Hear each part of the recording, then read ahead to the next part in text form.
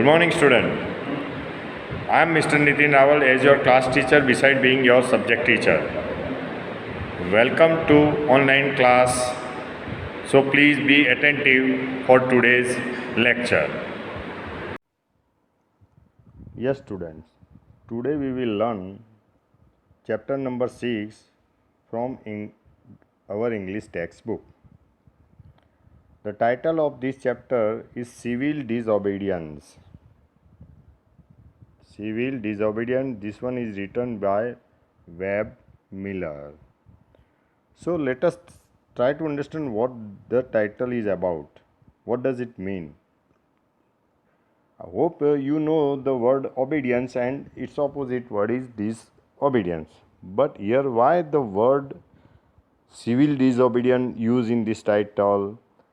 So if I mean to, the word civil obedience means this one is an action that breaks the law, usually taken by a large number of people to protest against. It means by gathering people together, they oppose the particular rules or law made by a certain government. And to break that law, people gather together and then take an action regarding to break that law. This kind of movement or gathering in a particular disciplinary manner is known as a civil disobedience. This whole lesson is particularly based on a freedom movement, and this one is an extract taken from Gandhi's lesson Dandi March. So here in first two line it is said, as a part of civil disobedience campaign to remove the British from India, the followers of Gandhi organized a protest against the salt tax in 1930. This one is the part of that Dandi March, particularly led by Gandhiji. And this is kind of a civil disobedience campaign. Why people gathered under Gandhi's leadership? Simply to protest that law that British government had laid on Indian people. Actually, this one is a part of whole movement to drive away British from India. Actually, students, freedom movement is one of the brightest chapter in Indian history. Here, all those leaders who have sacrificed their lives to gain freedom from the mightiest power, the Britishers. Actually, all those freedom fighters, all those martyrs who had laid their lives, they want only their motherland free from the other leaders, other people, the mightiest power, the Britishers. It was all about Gandhi and other martyrs. We had our own freedom. We have our own nations. You know, what was their purpose to have a movement against the mightiest power, that was the British? Actually, they did not want their motherland free from Britishers for their own purpose, for their selfish purpose. In fact, all they need, the coming generation of India may enjoy their own motherland, their own constitution, their own country. Thus, they didn't care for their own lives, their own possessions, their own family, but they simply fight together against the Britisher. And thus, it became possible because of their sacrifice. We have our own freedom. Recently, we have celebrated 74th Independence Day. That means they made us enjoy our own freedom, our own nations. They led their lives, but it is our role now to preserve this freedom, this independence. This is not an easy task. This is not a child play to have our own nations from other powers, but it was all about their bloodshed. We have our own nations. So it is our moral duty to protect, to preserve in every manner our own constitutions, our own motherland from others' attacks and others' countries. So, friends, here we are to go through the lesson and try to understand what this Webb Miller wanted to say in this lesson. So, here you are. After plodding about 6 miles across country, lugging a pack of sandwich and a 2-quart bottles of water. Here, plodding means just walk through with very hardship in a very hard manner is known as a plodding. So all those gathered people had to walk almost 6 miles across country with a pack of sandwich and 2 quarts bottle of water under a sun which was already blazing hot. Here Webb Miller said his own experience, how he reached to that place where he had to face all kind of hardship. Here word plodding, that means to walk very hardly with very difficulty, is the word plodding. So how he reached that place is described here. So it was a very bright sunny day and he started walking where under a sun which was already blazing hot. That means it was a summer day. What he had with him, a sandwich, a pack of sandwich, and 2 bottles of water. So Webb Miller, who was the witness of this movement, wanted to witness this movement, and that's why he inquired and found out the place where this movement was to take place. So how he reached there? Inquiring from every natives I met. So here he inquired every person, every citizen on the way to reach the place. I reached the assembling place, very rich, where the people gathered of the Gandhi's follower. Who were they? They were the Gandhi's follower, disciples, means our Indian citizen. Several long open thatched sheds were surrounded by high cactus thickets. Here, where he reached the place where the Gandhi's followers gathered, it was the place where he found few huts made of few sheds made of grass and dried leaves used. That is a thatch. This means shed made hut. The seats were literally swarming and buzzed like a beehive with some of 2500 Congress or Gandhi's men dressed in a regulations uniform of rough homespun cotton, dhotis and triangular Gandhi's cap, somewhat like American overseas soldier's hat. Here, when Webb Miller reached that place under that shed, he found nearly 2500 congressmen Actually, they were Gandhi's followers. They had a particular uniform and they had worn, all those 2500 congressmen had worn that homespun cotton dhoti and a cap on their head. Few of them had worn that American soldier's cap. They chattered.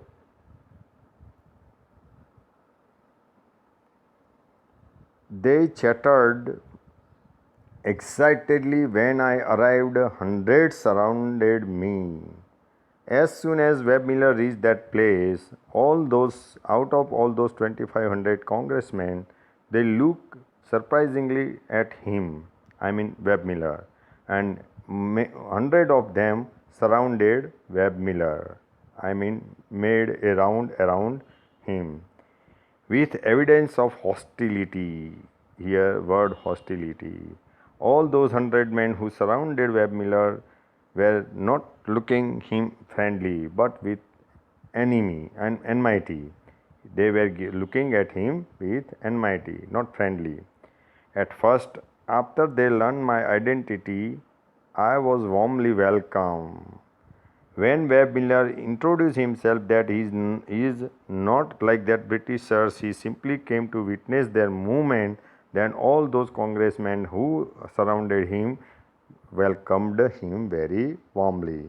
A young college educated English speaking man and escorted me Naidu, and among them one English speaking man and me Naidu, that means Sarojini Naidu, simply welcomed Webb Miller, the famous Indian poet. Who was me Naidu? The Indian poetess, very famous Indian poetess.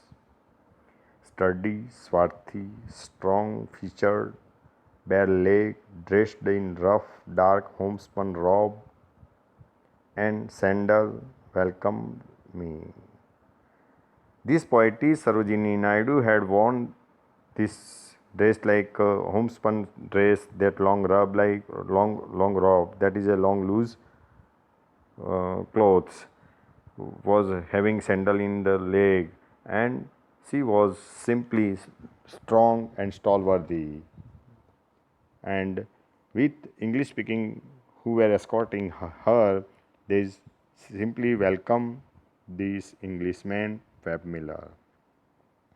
She explained that she was busy gathering her force for the demonstrations against the salt pans. While welcoming, she simply felt sorry that she was late to welcome him because she was busy gathering those all 2500 congressmen for the demonstration that was to take place next time, and that was against the salt pans, and would talk with me more at length later. She was educated in England and spoke English fluently. Here, Sarojini Naidu, one of the Indian famous poetess, had studied in England. That's why she could speak very nice English, and she showed the reason. She told Webb Miller that she was rather busy. That's why she would welcome him and would talk later, as she was very busy right that moment. Now, me Naidu called for prayer before march started. Here, Sarojini Naidu ordered those assemblies to say prayer together before starting the march, and the entire assembly knelt. As and when Sarojini Naidu ordered or requested to say prayer together, then all those 2500 congressmen knelt down. I mean, they bent on knees to say prayer together. She exhorted them. Thus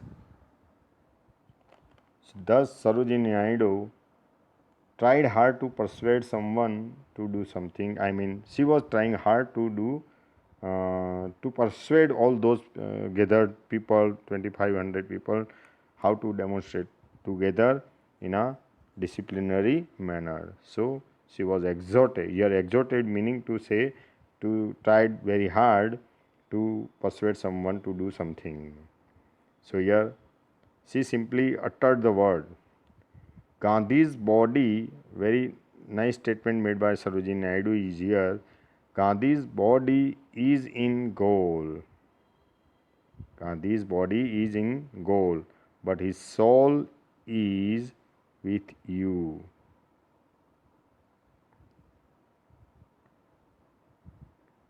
India's prestige, India's prestige. What said?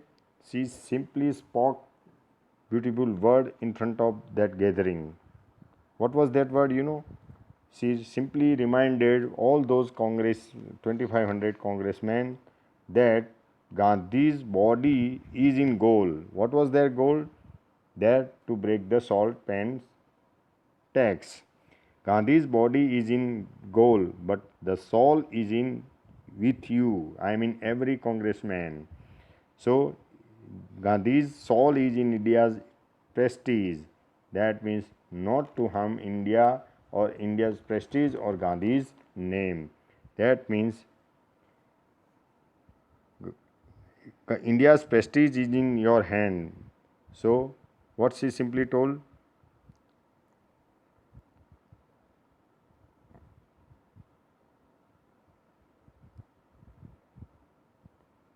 Now let's move to next page. After exhorting the entire assemblage, Sarojini Naidu reminded the assemblage that Gandhi's body is in goal, whereas his soul is in with you, and India's prestige in the hand of all those assemblies. Thus, she wanted to tell that they were to demonstrate, but under strict disciplinary action.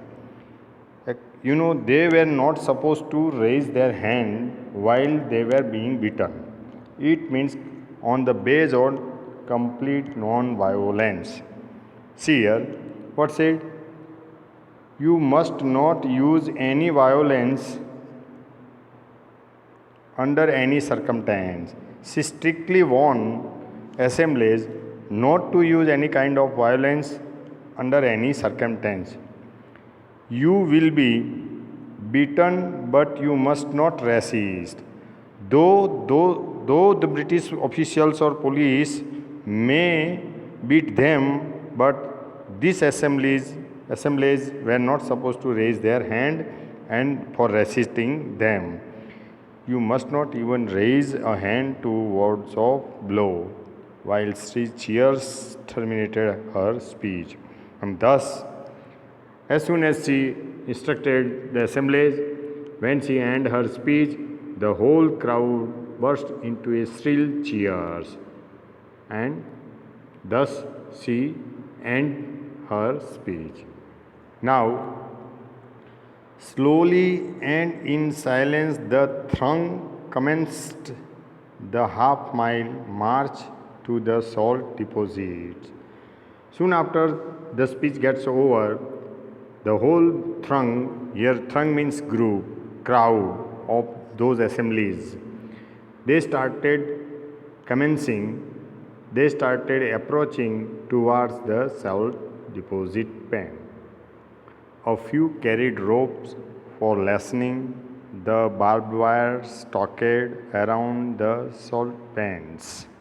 Here, few of those congressmen carried ropes with them so that they can reach to the barbed wire that was the fence around the salt pans, so that they could easily make space in between that barbed wire.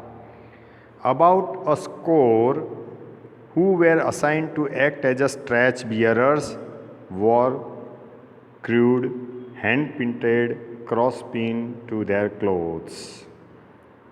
Here, few of them, nearly 100 of them, were assigned a particular duty during that march. Those who ever got injured, they might be taken on the stretchers and they would send to the temporary hospital that under the thatch. Thus, they were given the duty to get all those injured congressmen for treatment, for first aid treatment, and they wear a particular clothes with a cross pin on their clothes. Their stretcher of consisted of blanket. And what was as a stretcher with them? Only the blankets. They make the sling of those blankets, and they kept the injured person into it, and thus they got him to the temporary hospital under the thatch. Manilal Gandhi, second son of Gandhi, walked among foremost the marchers. Who were there at foremost? Who was ahead of all those marchers? Manilal Gandhi.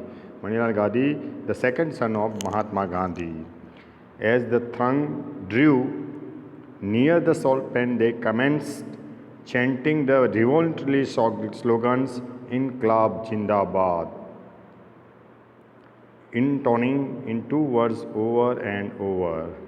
As they were very near to the salt pans, and the whole crowd started slogan saying two words, that was Inqilab Jindabad. Repeatedly they shout this slogan together, and thus they move ahead and ahead near the salt pans.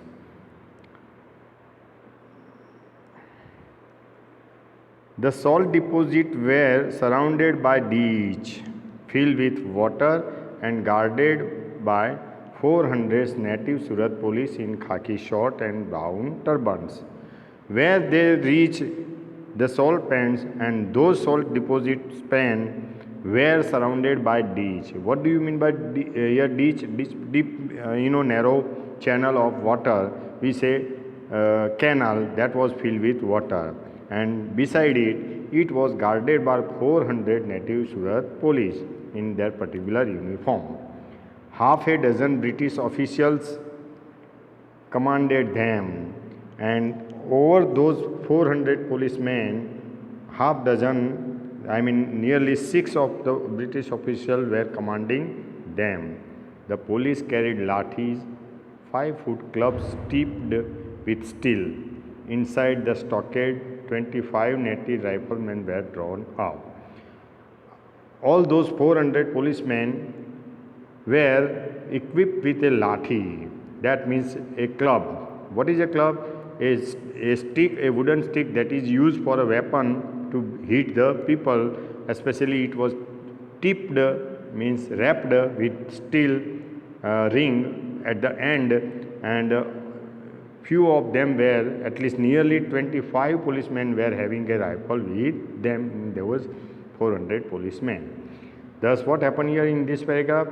The marchers move ahead and ahead. They were nearly to the salt pans, but the salt deposits were surrounded by ditches, and all those 400 policemen. There were 6 British officials who were commanding them, and thus they were to beat the marchers as soon as they get the order from those officials.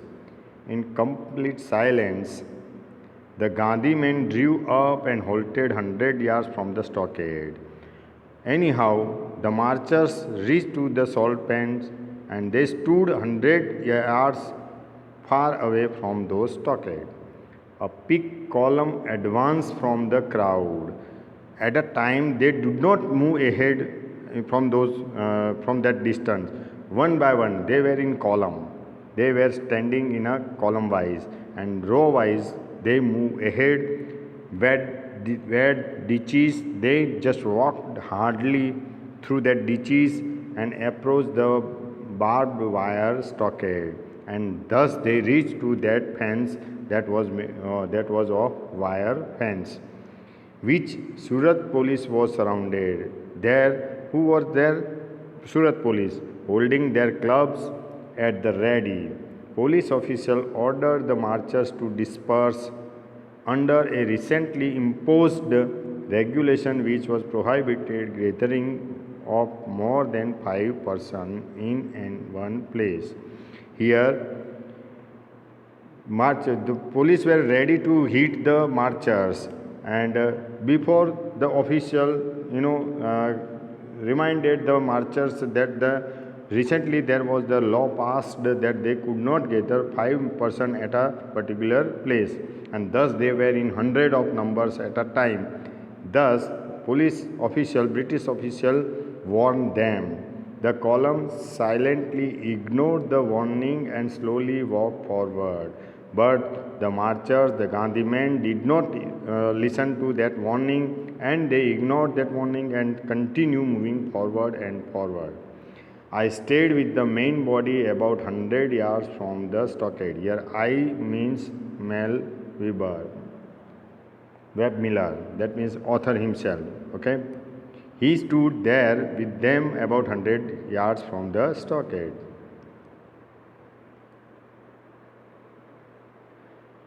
Suddenly, at a word of command, score of native police rush upon the advancing marchers, and rain blows on their heads with their steel-shod lathis. And as soon as these native police got order, they started hitting with their club on the marchers, that means Gandhi's men. Not one of the marchers even raised an arm to fend off. Here, none of the marchers raised their hand to protest that their lathi charge. They simply may fall down on the ground, but they did not protest or did not raise their hand to stop those blow of their lathis. Now let's move to next.